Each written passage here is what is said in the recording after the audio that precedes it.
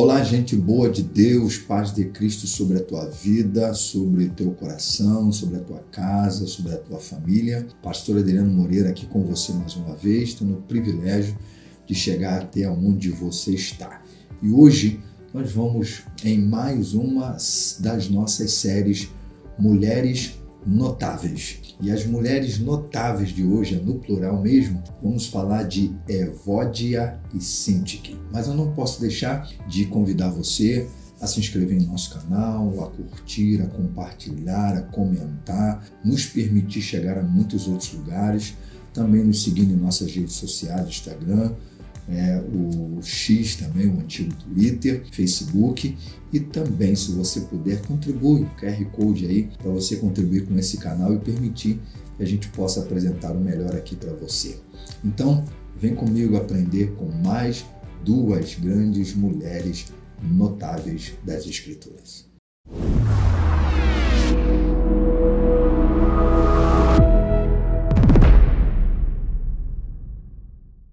A gente está prosseguindo na série, que é uma série especial aqui do nosso canal, intitulado Mulheres Notáveis da Bíblia, Mulheres Notáveis da História, e a gente tem caminhado com algumas mulheres que são notáveis. E no episódio de hoje vamos falar de duas mulheres, ao mesmo tempo, porque elas são citadas ao mesmo tempo e em um só verso da Escritura, e nos trazendo algumas grandes lições. Essa série é para você, principalmente mulher cristã, mulher não cristã, mas ainda que seja as Escrituras Sagradas serve para todos nós, mas especialmente para você, mulher. E qual é o texto? Filipenses capítulo 4, verso 2, onde diz-nos assim: peço a Evódia e peço a Síntique que no Senhor tenham o mesmo modo de pensar. Bom, essa é a referência que temos nas Escrituras do Novo Testamento para falar dessas duas mulheres. Evódia e Síntique eram duas mulheres cristãs e tudo indica que eram mulheres líderes e muito importantes na plantação, no início e na construção da igreja em Filipos. Isso por volta aí do ano 61 depois de Cristo, a era de fato em que essa igreja foi plantada e que Paulo agora está lá na prisão de Roma escrevendo para essa igreja, porque a carta de Paulo, a epístola de Paulo aos Filipenses, é uma das epístolas da prisão. Essas duas cooperadoras haviam trabalhado muito no ministério de Paulo, porque nesse pequeno versículo, e vai depender muito das versões, vai enfatizar esse trabalho dessas mulheres. E contribuíram muito, cooperaram muito no ministério de Paulo. E agora, de alguma forma, parece que está havendo entre essas mulheres um pensar diferente, provavelmente uma discórdia, alguma coisa do qual elas precisavam se reconciliar, ou precisavam se acertar, ou precisavam de alguma forma terem o mesmo modo de pensar. A versão que eu li é a Nova Almeida Atualizada e ela fala o mesmo modo de pensar. Evódia e Síntique são mencionadas uma única vez no texto bíblico, que é nesse texto de Filipenses, capítulo 4 e verso 2. Uma única vez na história bíblica do Novo Testamento. Evódia, que vem do grego, significa ao mesmo tempo fragrância agradável, né? A palavra Evódia vem de evodia, que vem do grego euodia, então significa fragrância agradável ou um caminho próspero. Ao tempo que também vendo do grego a palavra Síntique, vem Síntique do grego, significa consorte ou afortunada. É interessante que o nome de ambas é um nome que tem um significado positivo. Mas quais são as lições que a gente tem de mulheres notáveis, ainda que seja uma única referência, e essa única referência também está dando uma advertência para que essas mulheres pudessem ser mulheres que estivessem dentro de um só pensamento, dentro de uma só verdade das Escrituras. Bom, em inferência, nessa revelação do versículo 2, onde Paulo está pedindo tanto a Evódia quanto a Síntique que no Senhor elas tivessem o mesmo pensamento, a gente tem aqui pelo menos 4 lições. A primeira é a lição de que o corpo de Cristo deve trabalhar em união. O que Paulo está pedindo a essas mulheres é que elas tivessem a unidade necessária, a união necessária para que o corpo de Cristo pudesse viver dentro dessa questão.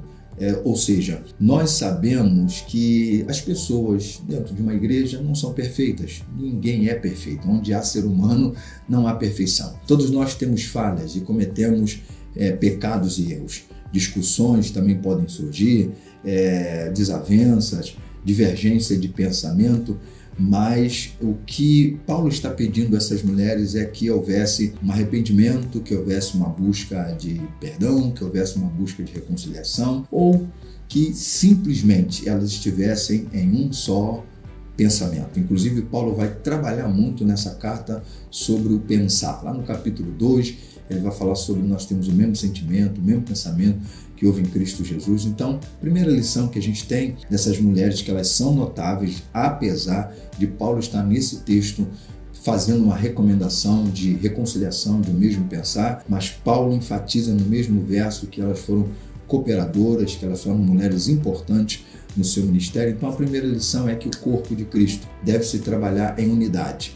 Então, a gente muitas vezes fala união, mas unidade, acima de tudo, em unidade. Ou seja, mesmo com todas as nossas imperfeições, que a gente busque a unidade em Cristo Jesus. Segunda lição é que a gente aprende que relacionamentos saudáveis são essenciais para a saúde da igreja. É isso que Paulo está pedindo a essas mulheres, é isso que Paulo está desejando que essas mulheres alcancem. Inclusive no verso seguinte, Paulo vai pedir a um líder da igreja que ajude essas mulheres a chegarem a esse ponto de relacionamento saudável. Ou seja, a história de Evódia e Sintique vai nos ensinar que a igreja de Cristo, principalmente a liderança, gente que coopera, gente que trabalha, gente que faz com que a coisa aconteça na igreja e que exerce algum cargo de liderança, permaneçam, na verdade, unidos. Relacionamentos que são saudáveis. Relacionamentos que são saudáveis são relacionamentos que têm perdão, relacionamentos que têm amor,